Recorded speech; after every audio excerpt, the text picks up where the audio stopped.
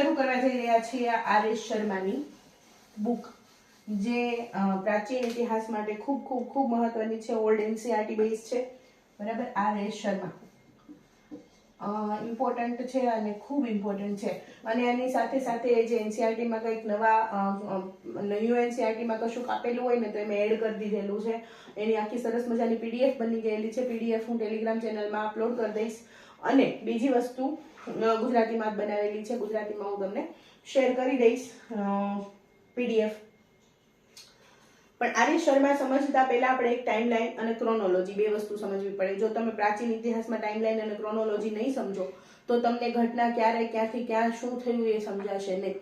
એટલે સૌથી પહેલા આ રીતે ઇતિહાસ જે છે એ ભણવાની શરૂઆત કરવી જોઈએ મારા મત મુજબ, બરાબર. તો તમને છે ને આ એક 15-20 મિનિટનો જે અલગથી લેક્ચર હું લઉં છું ને આર.એસ. શર્માના સ્ટાર્ટિંગનો પહેલાનો, એમાં જ તમારા પ્રિલિમ્સના 5 ક્વેશ્ચન સોલ્વ થઈ જશે. કારણ કે હજી બાળકો સદીમાં અને પેલામાં કન્ફ્યુઝ થતા હોય છે. એડીમાં, બીસીમાં, બીસીઈમાં શું છે આ બધું. તો એ બધું આપણે અત્યારે ક્લિયર કરી નાખીએ કે જેથી કરીને આગળ જ્યારે સાલ આવે, સદી આવે તો તમને સમજાય કે આ એક્ઝેક્ટલી કયા સમયગાળાની વાત કરી રહ્યા છે. તો ઇતિહાસ એટલે શું? પહેલી વસ્તુ ઇતિહાસની મર્યાદાઓ છે. ઇતિહાસની સૌથી મોટી મર્યાદા છે સબ્જેક્ટિવિટી, બરાબર. સબ્જેક્ટિવિટી એટલે શું? તો કે જે વ્યક્તિ ઇતિહાસ વાંચવાનો કે એને સમજવાનો પુરાતત્વ અવશેષોના આધારે પ્રયત્ન કરશે, એ વ્યક્તિની પોતાની વિચારધારા હશે. એ વિચારધારા આ ઇતિહાસને અસર કરશે. દાખલા તરીકે હું ભારતમાં રહું છું એટલે મને ભારત દેશ પ્રત્યે માન હોવાનું, સન્માન હોવાનું. તો ભારતની અમુક એવી વસ્તુ કે જે દાખલા તરીકે સતી પ્રથા પ્રત્યે મને માન હોઈ શકે, બરાબર, જે ખરેખર નૈતિક રીતે સાચું નથી, તો એ મારી સબ્જેક્ટિવિટી થઈ ગઈ, બરાબર. આ હું તમને એક એક્ઝામ્પલ આપું છું. પછી જો કોઈ બ્રિટિશર હોય એ લખતો હોય હિસ્ટ્રીને, તો એ એવું દેખાડવાનો પ્રયત્ન કરશે કે ભારતના લોકોને બહુ કંઈ ખબર પડતી નહોતી, આ તો અમે આવ્યા એટલે પછી આ લોકો ભારત જેવા દેશ છે એ દેશ બન્યો, અને પછીથી એક શાસન નીચે આ લોકો લો એન્ડ વ્યવસ્થા જે જાળવવાનું કાર્ય છે, લો એન્ડ શું કહેવાય એને, એ લોકો શીખ્યા. એમ અમે શીખવાડ્યું એ લોકોને કે કાયદો શું કહેવાય, વ્યવસ્થા શું કહેવાય, એની નીચે કઈ રીતે લોકોને શાસન કરાય, બરાબર. એ રીતની વાત છે. તો સબ્જેક્ટિવિટી જે છે ને એ સૌથી મોટી મર્યાદા છે કે જે વ્યક્તિ ઇતિહાસ લખતો હશે ને એ પ્રમાણે લખશે.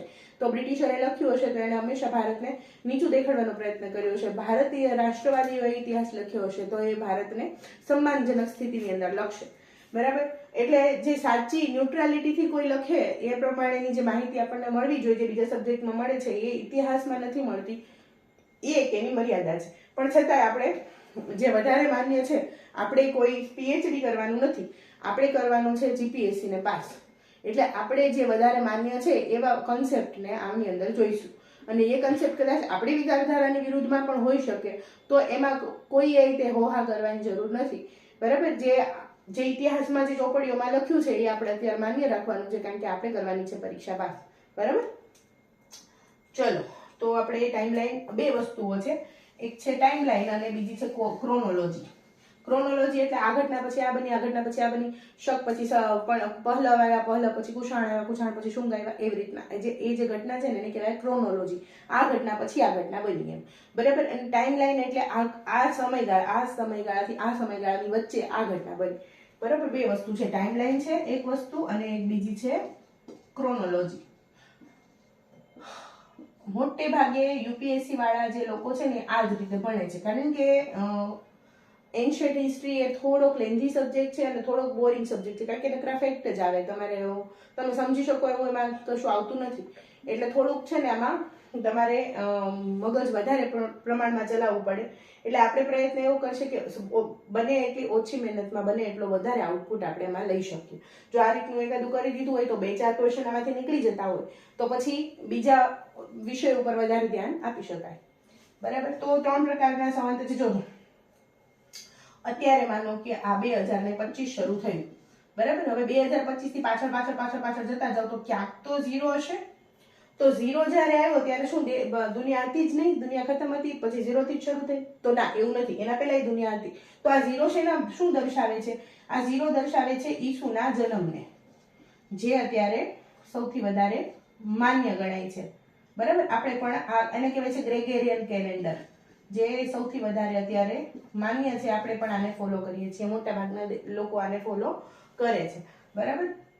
પ્રોપ અથવા પોપ ગ્રેગરી નામના જે એ લોકોના ખ્રિસ્તીના ચર્ચમાં જે હોય ને પૂજારી, એને શું કહેવાય, એણે આ ફાઇનલાઇઝ કર્યું હતું, એટલે એના નામ પરથી આને ગ્રેગેરિયન કેલેન્ડર કહેવાય. તો આ રીતે શું થશે કે જો 0 છે ને એ ઈસુના જન્મને દર્શાવે છે, પણ એના પહેલા તે સમય તો હતો જ, સમય તો ચાલતો જ તો એના પહેલાનું જે છે ને એને શું કહેવાય છે, ઈસવીસન પૂર્વે કહેવાય છે, બરાબર.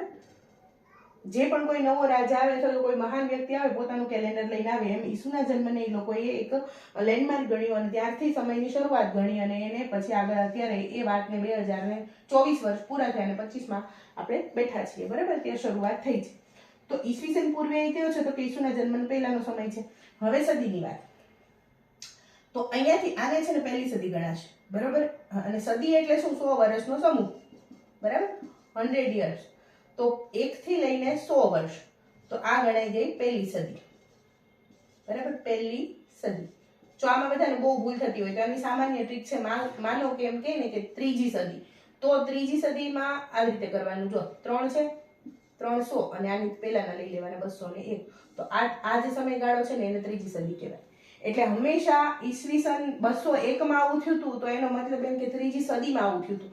જ્યારે આપણે મેઇન્સમાં છે ને એક્ઝેક્ટ સમય નો યાદ આવે ને તો આપણે આવું લખવું પડે કે ત્રીજી સદીમાં આ ઘટના બની હતી, આ લોકોનું રાજ્ય હતું, આ લોકોનું શાસન હતું, એવું આપણે લખવું પડે, કારણ કે એટલી બધી સાલ છે, એટલી બધી ડેટ છે, આપણને યાદ રહે નહીં, બરાબર. તો આ એક સિમ્પલ ટ્રીક છે. દાખલા તરીકે 500 કીધું, 5મી સદી કીધું, બરાબર, 5મી સદી, તો કેવી રીતે લખવાનું, આ 5 500 અને આના પહેલાના 401, તો આ જે 100 વર્ષ છે એટલે 493 માં જે ઘટના બની હોય ને 5મી સદીમાં બની એમ કહેવાય, બરાબર. આ આટલું ખાલી મગજમાં ક્લિયર થઈ જશે ને તો 2-3 ક્વેશ્ચન તો આમાંથી નીકળી જશે, કારણ કે સદીઓમાં ને એમાં બધા પ્રશ્નો પૂછાતા હોય છે, ઇતિહાસમાં ડેટ ખાસ મહત્વની હોય છે, બરાબર. આ રીતનું છે. પછી ઈસવીસન પૂર્વેમાં હશે તો આ ઊંધું ચાલશે. કેવી રીતે ચાલશે કે માનો કે 1600 થી લઈને 1500, બરાબર, 1601 થી લઈ આ જે સમયગાળો છે ને 1600 ઈસવીસન પૂર્વે 1600 એવું લખેલું હોય, ઈસવીસન પૂર્વે, તો આ રીતે લખવાનું. 1500 થી 1 થી 1600 એમ નહીં લખાય. કેમ નહીં લખાય, કારણ કે આ 0 થઈ ગયું, હવે આ બધું માઇનસમાં જશે, એટલે ટાઈમ છે એ તો આમ જ ચાલશે, ટાઈમ થોડો આમ ચાલવાનો છે, ટાઈમ છે એ તો એક જ દિશામાં ચાલશે, આમ જ ચાલશે. એટલે અહીંયા જે છે ને ઈસવીસન પૂર્વે પહેલા 100 વર્ષ થઈ ગયા, અહીંયા ઈસવીસન પૂર્વે બીજા 100 વર્ષ થઈ ગયા, 200 વર્ષ થઈ ગયા, તો ઈસવીસન પૂર્વે બીજી સદી, એનો મતલબ એમ કે 201 થી લઈને 100, એટલે આ ઊંધી ગાડી ચાલે. આ જે આમ 401 થી 500 આમ ચાલે છે ને, આ 201 થી 100, એટલે આ થઈ ગયું લેટેસ્ટ સમય થઈ ગયો. સમજાણું તમે બધાને? બસ આટલી વસ્તુ છે, આ યાદ રાખવાનું છે, બરાબર. તો આટલામાં તમને ક્લિયર થઈ ગયું હશે કે સમય છે ને આમ જ ગતિ કરે છે. એટલે જો આ ઈસવીસન પૂર્વેનું કંઈક લખવું હશે ને તો આપણે આ રીતે લખવું, ઈસવીસન પૂર્વે 5મી સદી એવું મારે લખવું છે, તો કેમ લખવાનું, ઈસવીસન પૂર્વે 501 થી લઈને 400, આ રીતે લખવું પડશે. અને ઈસવીસનની સદી લખવી છે તો 501 થી લઈને 600 એમ લખવું પડશે. એટલે આમાં છે ને એક ઘટી જશે અને આમાં એક વધી જશે, આમાં એક માઇનસ થશે ને આમાં એક પ્લસ થશે, કારણ કે 0 થી પછી આમ પાછળ ચાલવાનું છે. હવે જેમ ગ્રેગેરિયને પોતાનું કેલેન્ડર લઈ આવ્યા એમ ભારતમાં પોતાના છે, ભારતનું બંધારણ માન્ય કયું છે તો કે શક સંવત છે, બરાબર. ભારતના ઘણા બધા 15-20 જેટલા છે, પણ 3 છે ખાસ જે આપણે યાદ રાખવા જોઈએ, કારણ કે આમાંથી પ્રશ્નો જીપીએસસી માં આવતા હોય છે, બરાબર. તો શક જે છે ને, શક ઈ ક્યારે થયું હતું, શક સંવત, અત્યારે આપણે શક સંવત એવું બોલતા હોય, તો 78 એડી માં, એડી ને બીસી એક સમજાઈ દઉં તમને. જો એડી ક્યાંથી શરૂ થશે, એડી એટલે એનો ડોમિની, બરાબર, અહીંયા ક્રાઇસ્ટનો જન્મ થયો, બરાબર, એટલે આ કહેવાય, અહીંયા ક્રાઇસ્ટનો જન્મ થયો એટલે આ થઈ ગયું 0, બરાબર. અને અહીંયા જે પણ હશે ને એ બીસી કહેવાશે, એટલે બિફોર ક્રાઇસ્ટ, અને આના પછી જે છે એ એનો ડોમિની એટલે એડી કહેવાશે, બરાબર. એટલે શક જે છે ને એ ઈસવીસનની 78 ની અંદર આવ્યા હતા, બરાબર, ભારતમાં. તો એ આપણું છે કેલેન્ડર એ એની કરતા પાછળ જ ચાલતું હશે. ગ્રેગેરિયન કેલેન્ડરના 78 વર્ષ થઈ ગયા, એટલે અત્યારે જો 2025 ચાલે છે તો હું એમાંથી 78 વર્ષને માઇનસ કરી દઉં તો જે મને સંખ્યા મળે એ કઈ મળશે તો કે આની મળશે, શક સંવતની મળશે, બરાબર. એટલે શક સંવંતને શોધવાનું હોય ને તો પેલામાં ગણિતમાં ક્યારેક આનો દાખલો જોવા મળે છે. એક વખત બહુ જૂના પેપરમાં ઇતિહાસમાં આનો પ્રશ્ન આવેલો છે, મને યાદ છે ત્યાં સુધી. બરાબર. તો 78 છે ને એ માઇનસ કરો, કારણ કે એનો માઇનસ એટલા માટે કરવાનો કારણ કે જીસસના જન્મના 78 વર્ષ પછી, એટલે કે જ્યારે ઈસવીસન 78 ચાલતું હતું ત્યારે શકો ભારતની અંદર આવ્યા હતા. અને ક્રાઇસ્ટના જન્મ પહેલાનું જે છે ને એ બીસી લખાશે, એટલે બિફોર ક્રાઇસ્ટ. બરાબર. અને હવે પછી છે ને હવે આને બહુ મહત્વ મળતું હતું એટલે આને છે ને સીઈ કહી દીધું, એટલે કોમન એરા. બરાબર. એટલે શું આવે, ઝીરોનું જે યર હતું ને એ કોમન એરા, અને બીસીઈ એટલે બિફોર કોમન એરા. આવી રીતે. એટલે બીસી ને બીસીઈ નો અર્થ એક થાય, એનો ડોમિની નો અર્થ એક થાય, ઈસવીસન નો અર્થ પણ એક થાય. બરાબર. ઈસવીસન ઈસુના જન્મ થી જે ગણાય એવી સન એટલે ઈસવીસન. બરાબર. સમજાઈ ગયું આ. પછી એક છે વિક્રમાદિત્ય. આપણે વિક્રમ સંવંત જે આપણે ઓલામાં આવે છે ને, વિક્રમાદિત્ય બીજા એ લાગુ પાડી દીધો. વિક્રમ સંવંત ક્યારથી ગણાશે, તો ઈ ગણાશે 58 બીસી થી. 58 બીસી એટલે શું, બિફોર કોમન એરા 58 વર્ષ, એટલે 0 થી 58 વર્ષ પહેલા. એટલે શું કરવું પડશે, 2025 ની અંદર આપણે 58 એડ કરવા પડશે. એટલે એટલાનું વિક્રમનું વર્ષ થયું, વિક્રમ સંવંતનું. જે આપણે આપણા કેલેન્ડરની, આપણા ગુજરાતી કેલેન્ડરની અંદર જે વિક્રમ સંવંત લખેલા હોય તેમાં +58 કરવાના. કેમ 58 કરવાના, કારણ કે ઈસુના જન્મ પહેલા વાળા 58 વર્ષ છે ત્યારે વિક્રમ સંવંત જે છે ને લાગુ પડ્યું હતું. પછી એક આવે છે ગુપ્ત સંવંત. ગુપ્ત એટલે ભારતનો શું કહેવાય, સુવર્ણ સમયગાળો, ગોલ્ડન પીરિયડ. ગોલ્ડન પીરિયડ એ ક્યારે આવશે, તો કે 58 બીસી માં. 58 બીસી એટલે ના 319 એડી, સોરી ભૂલ થઈ ગઈ. 319 એડી એટલે એનો ડોમિની, એટલે 300 ઈસુનો જન્મ થયો પછી 319 વર્ષ પછી ગુપ્તો ભારતની અંદર આવ્યા હતા અને એણે પોતાનું સંવંત વિક્રમાદિત્ય બીજાએ શરૂ કર્યું હતું, જે 319 એડી છે. જ્યારે વિક્રમાદિત્ય બીજા જે છે એ ગાદી ઉપર આવ્યા હતા એની યાદમાં એક સંવંત કરવામાં આવી હતી. એ સંવંત જે છે એટલે કે ગુપ્ત સંવંત, જે અત્યારે આપણે વાપરતા નથી, પણ જો આપણે ગણવી હોય તો 2025 માંથી આપણે 319 બાદ કરી દેવા પડે. કેમ, કારણ કે ઈસુના જન્મ પછીના છે, એ પછીના વર્ષે એ લોકો આપણે ત્યાં રાજ્ય કરતા હતા. થાકી ગઈ. બસ આટલું. આ તમને એટલું ક્લિયર થઈ ગયું હશે મગજમાં કે કઈ રીતે સદી ગણાય છે, કોને એડી કહેવાય છે, કોને બીસી કહેવાય છે, કોને બીસીઈ કહેવાય છે. બરાબર. આમાંથી ઘણા બધા આમ ગૂંચવાડા ઊભા કરીને એવા ક્વેશ્ચન હોય છે. તો એવા કોઈ ક્વેશ્ચન આવશે તો હવે તમે હેન્ડલ કરી નાખશો. આવો સરસ મજાનો મેં બનાવ્યો તો ચાર્ટ બનાવી અને તમે તમારી એક્ઝામ જે હિસ્ટ્રીની નોટ્સ હોય ને એમાં આગળ જ લખી નાખજો. પછી છેલ્લી વખત એક વખત રિવાઇઝ કરી દેવાનો. હવે ક્રોનોલોજી સમજીએ.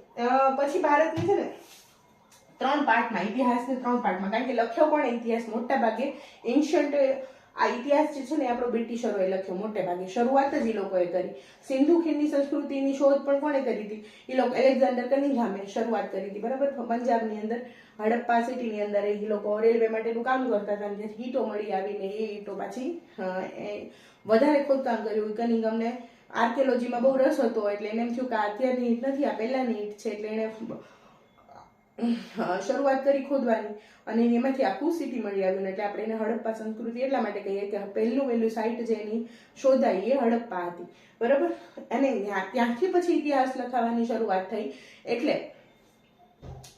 બ્રિટિશરોએ મોટે ભાગે આપણો ઇતિહાસ લખ્યો છે, એટલે એને એના પ્રમાણે એને થોડોક ફેરફાર કર્યો. એ મુદ્દો અત્યારે ખૂબ ચર્ચામાં છે કે આપણા ઇતિહાસ સાથે ખૂબ મારમચોડ કરવામાં આવી છે. ઇતિહાસને અલગ રીતે દર્શાવવામાં આવ્યો છે, જેવો છે એવો દર્શાવવામાં આવ્યો નથી. પણ એ વિવાદ અલગ મુદ્દો છે, આપણે તો ભણવાનું છે. બરાબર. તો 3 પાર્ટમાં ડિવાઇડેડ છે. એક છે એન્શિયન્ટ. આ કઈ રીતે ડિવાઇડેશન થયેલું છે ને એ આપણે સમજવાનું છે. બરાબર. બીજું છે મિડાઇવલ. બરાબર. અને ત્રીજું છે આધુનિક, એટલે કે મોડર્ન હિસ્ટ્રી. બરાબર. એન્શિયન્ટ એટલે પ્રાચીન, મિડાઇવલ એટલે મધ્યકાલીન. બરાબર. હવે પ્રાચીન ભારતની શરૂઆત ક્યારથી થઈ, તો પ્રાચીન ભારતની શરૂઆત આમ જોવા જઈએ ને તો એક્ઝેક્ટલી જે શરૂઆત થઈ ને 2 મિલિયન બીસી થી. જો આ એક અત્યારે રાખો, હું તમને બીજી વસ્તુ સમજાવું. 2 મિલિયન બીસી. બીસી એટલે બિફોર ક્રાઇસ્ટ. 2 મિલિયન એટલે 20 લાખ વર્ષ. બરાબર. 20 લાખ વર્ષથી લઈને 10,000 ઈસવીસન પૂર્વે સુધીનો જે સમય હતો ને એને કહેવાય પેલિયોલિથિક. એને આપણે કહેવાય પૂરા પાષાણ. પેલિયોલિથિક. પેલિયો એટલે ઓલ્ડ, જૂનું, અને લિથિક એટલે પાષાણ, પૂરા પાષાણ. આપણે ગુજરાતીમાં કહીએ તો પૂરા પાષાણ. જો આખું સમજશો ને એટલે આ પછી આપોઆપ ક્રોનોલોજીમાં આવી જશે. તો 20 લાખ વર્ષ બિફોર ક્રાઇસ્ટ એટલે ઈસુના જન્મના 20 લાખ વર્ષ પૂર્વેથી લઈને 10,000 વર્ષ ઈસુના જન્મ પૂર્વે સુધીનો જે પીરિયડ હતો ને એ પેલિયોલિથિક એજ કહેવાય. પછી પૂરા પાષાણ યુગ પછીનો જે છે ને યુગ 10,000 થી ઈસવીસન પૂર્વે 10,000 વર્ષથી લઈ અને ઈસવીસન પૂર્વે 4,000 વર્ષ સુધી 8,000 વર્ષ સુધી એટલે 2,000 વર્ષનો સમયગાળો જે છે ને એને કહેવાય મધ્ય પાષાણ યુગ, મેઝોલિથિક. મધ્ય પાષાણ યુગ, બરાબર, મેઝોલિથિક. લીથ એટલે પથ્થર. એટલે પથ્થર એ વખતે આપણને પથ્થર સિવાય બીજી કોઈ, જો વિચાર કરો 10,000 20 લાખ વર્ષ પહેલાના લોકો શું વાપરતા હશે, કેવી રીતે રહેતા હશે, એ આપણને કઈ રીતે ખબર પડે? તો પથ્થરોને આધારે, પથ્થરો છે એ ટકી રહ્યા છે, એના સિવાયનું બીજું કશું એના જીવનનું ટકી રહ્યું નથી. તો પથ્થરોના આધારે આપણને ખબર પડે કે પહેલા જે હતા ને એ માણસ જે હતા એ પશુ જેવા હતા, અને પશુની જેમ તે શિકાર કરતા અને ખાઈ લેતા, ને એને હજી વસાહતમાં રહેવાનું કે એવું કશું શરૂ કર્યું નહોતું. ટૂંકમાં સભ્યતા જેને કહેવાય ને, સભ્યતા હજી એનામાં આવી નહોતી એટલે એને પૂરા પાષાણ કહેવાય. પછી એને થોડોક એમાં વિકાસ દેખાયો. વિકાસ શું દેખાયો? તો કે પથ્થરો જે મોટા મોટા યુઝ કરતા હતા ને એમાં બદલે એને થોડાક નાના પથ્થરો, થોડાક એને વાપરી શકાય, જે પેલા જે હાથેથી ને એમ નખ મોટા કરીને એવી રીતે શિકાર કરતા હતા, એના બદલે એને પથ્થરોનો ઉપયોગ ચાલુ કર્યો. પથ્થરોને થોડાક ઓજારસમા બનાવ્યા અને એ ટૂંકમાં થોડોક વિકાસ દર્શાવે છે. જે પેલા સાવ જ કશુંય નહોતું એની પાસે સમજણના નામે, એમાંથી થોડોક એનો વિકાસ થયો તો એને આપણે મધ્ય પાષાણ યુગ કહી દીધું. ત્યારે ક્યાંય આપણે ટાઈમ મશીન તો આપણી પાસે છે નહીં કે આપણે 8,000 વર્ષ પહેલા જઈએ અને જોઈએ કે શું થયું હતું એમ. 8,000 નહીં, 8,000 10,000 વર્ષ પહેલાની વાત છે. તો ત્યારે શું થયું હતું એ આપણને ખબર નથી. તો પણ જે આપણને અવશેષો મળ્યા ને એ અવશેષોમાં થોડોક આપણને ઇમ્પ્રુવમેન્ટ જોવા મળ્યું. તો એના આધારે આપણે પછી સમયને વેચી દેવામાં આવ્યો કે જેથી કરીને આપણે આપણા અભ્યાસની અંદર સરળતા રહે. બાકી ઇતિહાસ આ રીતે ક્યાંય વેચાયેલો છે નહીં, પણ આપણા અભ્યાસની સરળતા ખાતર આપણે આ રીતે વેચ્યો છે, બરાબર. પછી ઈસવીસન પૂર્વે 8,000 થી લઈને 8,000 વર્ષોથી લઈને ઈસવીસન પૂર્વે ના 4,000 વર્ષ એટલે કે બીજા 4,000 વર્ષ, આ 20 લાખ થી લઈને 10 એટલે 90 લાખ વર્ષ સુધી માણસ જે છે ને એવી સ્થિતિમાં રહ્યો, એને કહેવાય ખાદ્ય સંગ્રાહક પીરિયડ, તબક્કો, કે જે ખાલી માત્ર ને ખાદ્ય સંગ્રાહક તો મેઝોલિથિકમાં પશુ જેવું જીવન હતું એનું. પશુ એટલે પશુ જ એમ કે શિકાર કરી લે, ગમે ત્યાં ખાઈ લે, અને પછી 3-4 દિવસ એમને પશુ કેમ જીવે એવી જ રીતે જીવતો હતો. પછી થોડુંક ખાદ્ય સંગ્રાહક એટલે થોડુંક ખાવાનું ભેગું કરીને રાખે, ધરાઈ જાય એટલે થોડુંક સાઈડમાં રાખે, પછી ખાય, એટલે એને ખાદ્ય સંગ્રાહક તબક્કો કીધો. અને પછી પાછા નૂતન પાષાણ યુગમાં આવ્યા. પછી હવે છે ને થોડીક વધારે ઇમ્પ્રુવમેન્ટ થયું. શું ઇમ્પ્રુવમેન્ટ થયું નૂતન પાષાણ યુગની અંદર? તો કે એને પથ્થરો જે બહુ મોટા મોટા વાપરતા હતા ને એને પોલિશ કર્યા. પોલિશ કેમ કર્યા? બીજા પથ્થર સાથે ઘસીને એની જે સપાટી હોય ને એને થોડીક લીસી બનાવી, થોડીક ધારદાર બનાવી, અને નાના નાના પથ્થરોના નાના નાના હથિયારો, ઓજારો બનાવ્યા કે જેનો ઉપયોગ એ શિકાર માટે હવે કરવા માંડ્યો. તો આ રીતે નૂતન પાષાણ યુગ થયો. તો પૂરા પાષાણ યુગ એટલે શું? તો કે પથ્થરો જે એ વખતે મળ્યા ને એ જે અવસ્થામાં હતા ને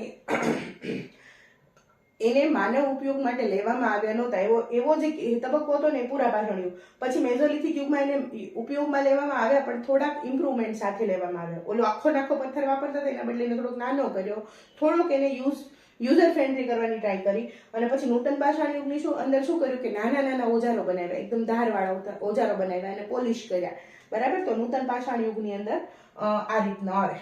તો વિધાનમાં આ પ્રશ્ન પૂછાઈ શકે કે પૂરા પાષાણ યુગમાં શું હતું, કેવા પથ્થરો હતા, મધ્ય પાષાણ યુગમાં કેવા હતા, અને નૂતન પાષાણ યુગ. નૂતન પાષાણ યુગ એ સૌથી વધારે વિકાસનો તબક્કો કહેવાય, કારણ કે ત્યારથી પછી જો 20 લાખ વર્ષ 90 લાખ વર્ષ સુધી માણસ છે ને આવું અવસ્થામાં રહ્યો. પછી એનો મગજ ધીમે ધીમે વિકસિત થવાનું શરૂ થયું ને તો 4,000 વર્ષમાં એને મધ્ય યુગ આખો જોઈ લીધો. પછીના 4,000 વર્ષમાં પાછી એને નૂતન પાષાણ યુગ એની અંદર પથ્થરોને નાના કર્યા, એને બ્લેડ જેવા ધારદાર કર્યા, બરાબર. એટલે આ રીતના ઇમ્પ્રુવમેન્ટ થયું, ઇવોલ્વમેન્ટ થયું. પછીનો જે સમય છે, પછી આવ્યો ચાલ્કોલિથિક યુગ. નિયોલિથિક યુગ, નૂતન પાષાણ યુગની અંદર બીજી અગત્યની શોધ કઈ થઈ? તો કૃષિની શોધ થઈ. લોકોએ ઓબ્ઝર્વ કર્યું કે કશુંક વાવીએ, કશુંક દાણા પડે તો એ ઉગે છે, તો પછી એને શું કર્યું કે એક સાથે ઘણા બધા દાણા એક જગ્યાએ વાવી દીધા અને ઉગ્યા, અને પછી એની અંદરથી તો એને ખાવાનું મળી રહ્યું, બરાબર. તો એ કૃષિની, આમ કહેવાય ને કે પ્રાઇમરી લેવલની કૃષિની શોધ ત્યાં એ વખતે થઈ. પછી પશુપાલન કરવાનું શરૂ કર્યું એ લોકોએ. એક કૂતરો સૌથી પહેલું કૂતરો પાળ્યો તો માણસોએ, બરાબર. આ પ્રશ્ન પૂછાઈ શકે એવો છે કે સૌથી પહેલું પાલતું પશુ કયું હતું માણસો માટે? તો એ હતું કૂતરો.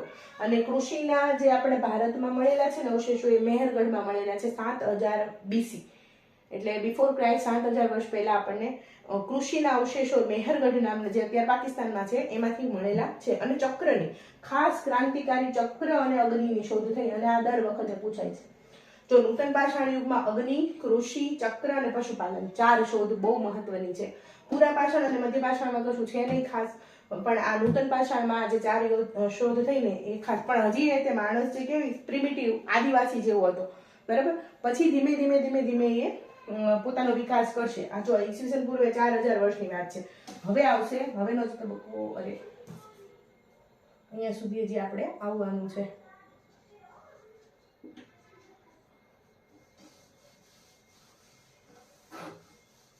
પછી ડાયનોસોર યુગ આવ્યો અને એ બધું આવે, પણ એ આપણા માટે ઇમ્પોર્ટન્ટ નથી. જે હિસ્ટ્રી ઓપ્શનલ રાખે ને UPSC માં, એના માટે ઇમ્પોર્ટન્ટ છે. હવે 4000 BC થી લઈને 1500 સુધી આપણી જે સૌથી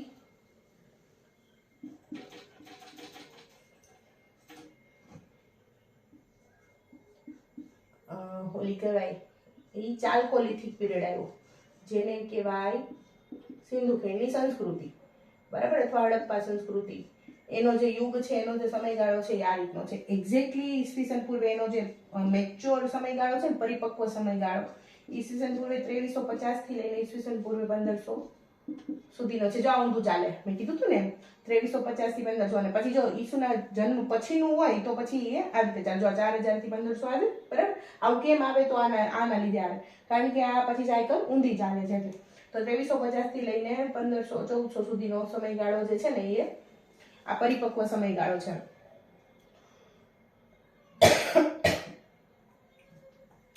ચાલ્કોલિથિક શું કામ કહેવાય? કારણ કે ચાલ્કો એટલે કાંસ્ય, અને કાંસ્ય યુગીન સંસ્કૃતિ પણ કહેવાય. અત્યાર સુધીની જે સંસ્કૃતિઓ હતી એ પાષાણ સંસ્કૃતિઓ હતી. હવે આ કાંસુ, એ લોકોએ સિંધુ કાળમાં જે છે ને, એ એક જગ્યાથી એને તામ્ર મળતું હતું, તાંબુ મળતું હતું, એટલે મળતું હતું રાજસ્થાનના ખેતડીમાંથી. જો હવે મેપ આપણે કેવી રીતે બનાવશું? અહીંયા રાજસ્થાન છે, ગુજરાતની નીચે ઉપર આવી રીતના રાજસ્થાન છે, બરાબર. અહીંયા રાજસ્થાનનું રણ, અહીંયા ક્યાંક રાજસ્થાન છે. મોટે ભાગે સિંધુ ખીણની સંસ્કૃતિ જે છે એ ભારતમાં આ પાર્ટની અંદર છે. અહીંયાથી સિંધુ નદી આ રીતે નીકળે છે, અને હડપ્પા અને મોહેંજો-દડો એ આ બાજુના ક્યાંક પ્રદેશો હતા. તો રાજસ્થાનમાંથી લોકોને રાજસ્થાનના ખેતરીમાંથી લોકોને તાંબુ મળતું હતું, તાંબાની સાથે મળતું હતું ટીન. તો ટીન બેયને ભેગું કરીને લોકોએ શું બનાવ્યું? કાંસાના વાસણો બનાવ્યા. એટલે પહેલી વહેલી મિશ્ર ધાતુ જેને કહેવાય એ કાંસુ હતી, અને કાંસામાંથી એને વાસણો બનાવ્યા, મૂર્તિઓ બનાવી, એટલે આને કાંસ્ય યુગની સંસ્કૃતિ કહેવાય, બરાબર. ચાલ્કોલિથિક પીરિયડ કહેવાય. પછી આ 1500 સુધીનું થઈ ગયું. હવે ઈસવીસન 1500 થી લઈને ઈસવીસન 1000 સુધીની જે આખી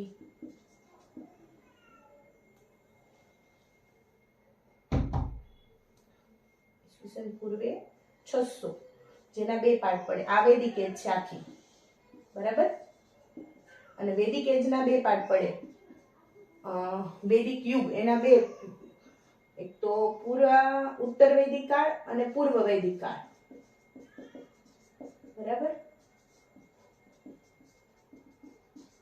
જો આ સિંધુ ખીણની સંસ્કૃતિ જે હતી ને એ નગરી સભ્યતા હતી, નગરની સભ્યતા હતી, કારણ કે ત્યાંથી આ નૂતન પાષાણ યુગમાં અગ્નિની ને બધી શોધ થઈ ને પછી માણસ ઘણો બધો ઇમ્પ્રૂવ થયો ને એટલે પછી એણે નગર વસાવવાનું શરૂ કર્યું અને એની સમજણ ઘણી બધી વિકસિત થઈ હતી એટલે એણે નગરનું આખું આયોજન કર્યું, ગટર વ્યવસ્થાનું આયોજન કર્યું અને ભારતની વિશ્વની સૌપ્રથમ નગરી સભ્યતા છે ને નગરની સભ્યતા, તાલુકા લાયક ને અર્બનાઇઝેશન જે થયું હતું ને એ સિંધુ ખીણની સંસ્કૃતિની અંદર થયું હતું ને પછી પાછી જે વૈદિક સભ્યતા આવી ને પછી સિંધુ ખીણની સંસ્કૃતિ પતન પામી, બરાબર. પછી ઘણા સમય એમને બધું પડ્યું અને પછી આર્યો આવ્યા અને ક્યાંથી આવ્યા એમાં ઘણા બધા મતમતાંતર છે, હિન્દુ કુશની પર્વતમાળામાંથી આવ્યા કે બીજે ક્યાંથી આવ્યા એ મતમતાંતર છે, પણ આર્યન ભારતની અંદર આવ્યા અને ગંગા નદીના કિનારે લોકોએ પોતાની વસાહત શરૂ કરી.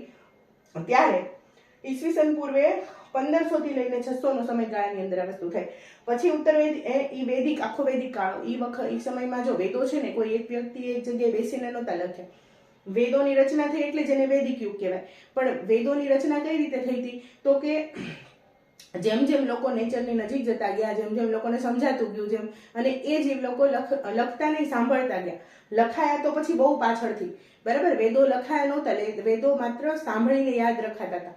એ વખતે જે પ્રાગવૈદિક સંસ્કૃત ભાષા હતી ને એની અંદરથી બોલાતા હતા શ્રવણ દ્વારા. એ એક પછી બીજી પછી ત્રીજી પેઢીની અંદર આવ્યા અને એ સ્વાભાવિક છે કે એક વ્યક્તિએ જે સાંભળ્યું ને પછી બીજા વ્યક્તિ સાંભળ્યું તો એની અંદર કંઈક નવું ઇમ્પ્રુવમેન્ટ થયું હશે બધાની વિચારધારા પ્રમાણે. તો એવી રીતે આખા વેદો જે છે ને ઇવોલ્વ થયેલા છે, એક જગ્યાએ બેસીને લખાયેલા નથી. જેમ જેમ માણસ નેચરની વધારે નજીક જતો ગયો, પ્રકૃતિને વધારે નજીક જતો ગયો, એમ એ સમજતો ગયો કે આ વસ્તુ મારા માટે બહુ ઇમ્પોર્ટન્ટ છે, આ પ્રકૃતિ મારા માટે બહુ, એટલે એની પૂજા કરવા માંડ્યો અને એને બહુ સન્માનનીય સ્થિતિમાં મૂકી, એટલે એને દેવ ગણવામાં આવ્યો. તો બરાબર, પ્રકૃતિના જે હતા ને તત્વો એને જ તે આપણે દેવ ગણ્યા, ભગવાન ગણ્યા. તો એ વસ્તુ ક્યાં થઈ? પૂર્વ વૈદિક અને ઉત્તર વૈદિક કાળની અંદર થઈ, બરાબર. પૂર્વ વૈદિક અને ઉત્તર વૈદિક એવા બે ભાગ શું કામ પાડ્યા? કારણ કે પૂર્વ વૈદિકમાં ઋગ્વેદ એકમાત્ર ઋગ્વેદની જ રચના થઈ અને પછી ઘણો સમય એમને એમ રહ્યો અને પછીના જે 3 વેદો લખાયા ને એની અંદર ઘણું બધું ઋગ્વેદ કરતા એની અંદર ઘણું બધું નવું હતું. એટલે સૌથી પહેલો રચાયેલો ગ્રંથ જે હતો ને એ ઋગ્વેદ હતો. પછી સામવેદ, યજુર્વેદ અને અથર્વવેદ આવ્યા. અથર્વવેદ સૌથી છેલ્લે લખાયો, બરાબર. તો ક્યાંક વિકાસમાં લોકો અલગ પડ્યા એટલે થોડું એના લખાણમાં દેખાયું કે આ જે છે ને એના કરતાં આ થોડુંક વધારે ઇમ્પ્રૂવ થયેલું છે અને એટલે ઋગ્વેદિક પૂર્વ વૈદિક કાળની અંદર માત્ર ઋગ્વેદની રચના થઈ અને ઉત્તર વૈદિક કાળની અંદર પછી બીજા 3ની રચના થઈ, બરાબર. આ થઈ ગઈ વૈદિક સંસ્કૃતિ. હવે પછીનો જે સમય છે ને એ આપણે અહીંયા પ્રાચીન કાળમાં ગણીએ છીએ, બરાબર. એટલે અર્લીએસ્ટ પ્રાચીન ભારતની અંદર જે આ 20 લાખ વર્ષ સુધીનો મેં સમય ગણ્યો ત્યારથી લઈને 7મી સદી એડી સુધીનો જે સમય છે એ બધો પ્રાચીનમાં આવે, બરાબર. પછીનો જે મિડિવલનો સમય છે ને 7મી થી લઈને 18મી સદી સુધીનો મિડિવલનો સમય આવે, બરાબર. કારણ કે 712માં ઈસવીસનની 712માં પહેલું વહેલું આ ગુપ્ત સમય સુધી, ગુપ્ત કાળ છેલ્લો એવું શાસન હતું કે જેમાં આખું ભારત એક રાજાના હેઠળમાં હતું. જો કે આખું ભારત વર્ષ છે ને એકમાત્ર અશોકના સમયમાં જ એક શાસન હેઠળ હતું, એ પછી આખું ભારત એક શાસન હેઠળ આવ્યું નથી. પણ સમુદ્રગુપ્તે પોતાના પ્રયાગરાજ અભિલેખની અંદર એવું લખ્યું છે કે દક્ષિણ ભારતીય રાજવંશો મેં જીત્યા હતા પણ એના આપણને ઐતિહાસિક પુરાવા કોઈ મળતા નથી, બરાબર. તો 712માં પહેલું વહેલું મુહમ્મદ બિન કાસિમ દ્વારા ઇન્વેઝન થયું, ભારતની અંદર આક્રમણ થયું, બરાબર. એટલે ત્યારથી મુસ્લિમ યુગ શરૂ થયો, મુઘલ યુગ શરૂ થયો એવું કહેવાય છે, એવું આ બ્રિટિશરોએ લખ્યું છે. તો આપણે અત્યારે એને માન્ય રાખીએ છીએ. અને પછી 18મી સદીથી યુરોપિયનનું આગમન થયું અને ત્યારથી લઈને અત્યાર સુધીની જે પણ અત્યાર સુધીની જે કઈ સમયગાળો છે ને મોડર્ન હિસ્ટ્રીમાં આવશે. આ થઈ ગઈ આખી ટાઈમલાઈન, બરાબર. ક્રોનોલોજી વાઇઝ ટાઈમલાઈન થઈ ગઈ કે તમને ખબર પડે કે આના પછી આ થયું, આના પછી આ થયું, આના પછી આ થયું. આમાંથી ઘણા બધા ક્વેશ્ચન તમારા આપોઆપ નીકળી જશે ને ઘણા બધા ડાઉટ તમારા જે છે ને હવે તમે વાંચશો ને તો તમને સમજાશે કે એક્ઝેક્ટલી કયા સમયગાળામાં શું થયું હતું, બરાબર. તો આજનો લેક્ચર અહીંયા રાખીએ, પછી હવે આવતા લેક્ચરથી સીધું આર્ય શર્મા શરૂ કરશું, બરાબર. Thank you very much.